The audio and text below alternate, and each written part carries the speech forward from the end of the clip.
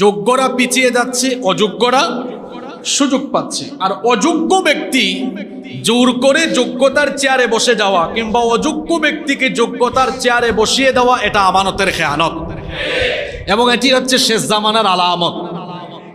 নবীজিকে জিজ্ঞেস করা হলো মাতা সাআহ ইয়া রাসূলুল্লাহ, আমরা বলি সাল্লাল্লাহু আলাইহি ওয়াসাল্লাম, কিয়ামত কখন হবে? নবীজি বললেন ইযা দুইয়াতিল আমানাতি ফান্তাজিরিস সাআহ, চতুর্দিকে যখন আমানতের খেয়ানত আরম্ভ হবে তখন কিয়ামত সংগঠিত হবে। সাহাবীরা জিজ্ঞেস করলেন ও কাইফা ইদাআতুহা ইয়া রাসূলুল্লাহ সাল্লাল্লাহু আলাইহি ওয়াসাল্লাম, নবীজি শেষ জামানায় আমানতের খেয়ানত কিভাবে হবে?